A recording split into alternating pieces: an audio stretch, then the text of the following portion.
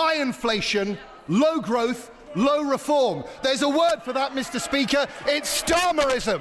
We've committed £5 billion to the farming budget over the next 2 years.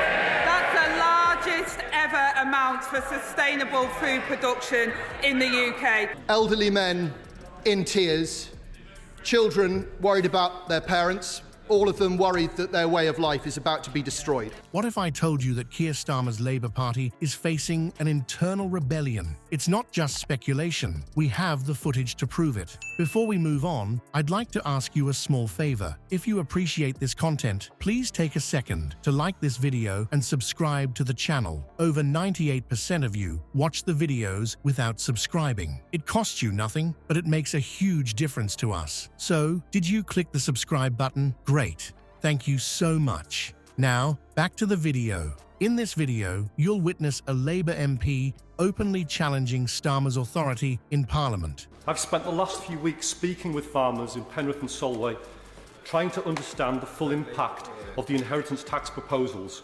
And, let me be clear, if today was the real vote, I would vote against the government's plans.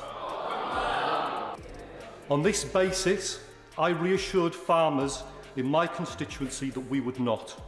Now, I simply am not prepared to break my word. But it's not just about one MP's dissent. It's a symptom of a much larger problem brewing within the party. Curious to see how it all unfolds. Keir Starmer's leadership of the Labour Party is unravelling at an alarming rate. What started as a promising new direction for the party has quickly devolved into a series of controversies that have eroded public trust and sparked internal rebellion. At the heart of this credibility crisis is the recent revelation that Starmer accepted $32,000 worth of clothing from Labour peer Lord Ali. This generous gift has raised serious questions about transparency and ethical standards within the party. It's a far cry from Starmer's initial promises of integrity and a clean break from the past. The disconnect between Starmer's words and actions hasn't gone unnoticed by his own MPs. I'm no rebel. I'm a moderate. But during the election, I read what I thought were assurances from my party that we had no plans to introduce changes to APR. This measure will have a devastating effect on farms and the farming industry in his constituency if it goes through as currently set out. I'm told that there is no Labour MP in the country with as many farms as I do in Penrith and Solway, and I hope my colleagues will understand my feelings on this. Rosie Duffield, in a scathing resignation letter, accused Starmer of sleaze, nepotism, and greed. She didn't mince words, stating, "The sleaze, nepotism, and apparent avarice are off the scale. I am so ashamed of what you and your inner circle have done to tarnish and humiliate our once proud party." This public criticism from within Labour's own ranks is just the tip of the iceberg. Behind closed doors, dissent is growing. MPs are questioning Starmer's leadership style, his policy decisions, and his ability to connect with voters. The party that was meant to be united under Starmer's leadership is now fracturing, with factions forming and loyalties shifting. The impact on Labour's public image has been devastating. Voters who were cautiously optimistic about Starmer's leadership are now expressing deep disappointment. The party that promised to be different, to restore trust in politics, is now seen as just another example of political hypocrisy. Recent polls paint a grim picture for Starmer and Labour. Public support has plummeted, with many voters expressing dissatisfaction with the party's direction. Political analysts warn that these controversies could severely impact Labour's electoral chances. The party is struggling to regain the trust of its base while simultaneously trying to appeal to a broader electorate.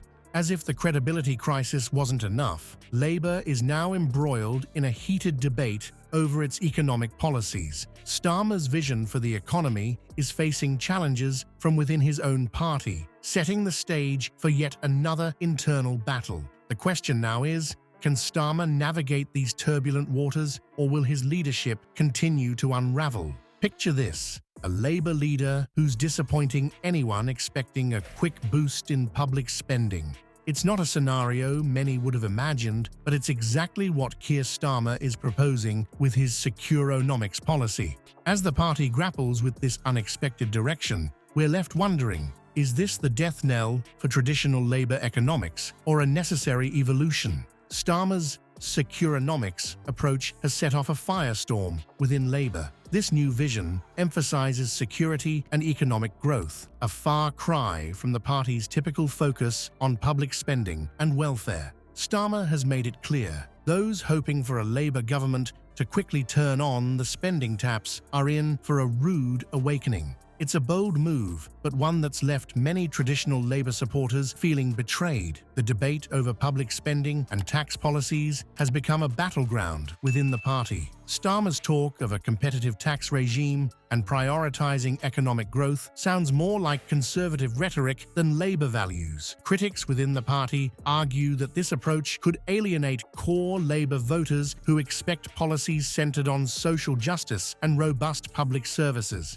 Labour MPs aren't staying quiet about their concerns. Many are openly challenging Starmer's economic stance, worried that it strays too far from the party's roots. They fear that focusing on growth and productivity at the expense of wealth redistribution and public spending could cost them dearly at the polls. The potential electoral impact of this economic shift is significant, especially in key battleground constituencies. Voters in these areas may feel that Starmer's policies don't align with their expectations for social support and economic fairness. It's a risky gamble that could either modernise Labour's image or alienate its base. As the internal conflict reaches a boiling point, all eyes are on how Starmer will navigate this ideological minefield. The resignation of Rosie Duffield, accompanied by her scathing criticism, has only added fuel to the fire. Her accusations of sleaze, nepotism and greed have exposed the deep rifts within the party. With tensions at an all-time high, the stage is set for a final confrontation in Parliament. Will Starmer be able to unite his fractured party behind his vision of Securonomics? Or will this economic policy prove to be the final straw that breaks Labour's back?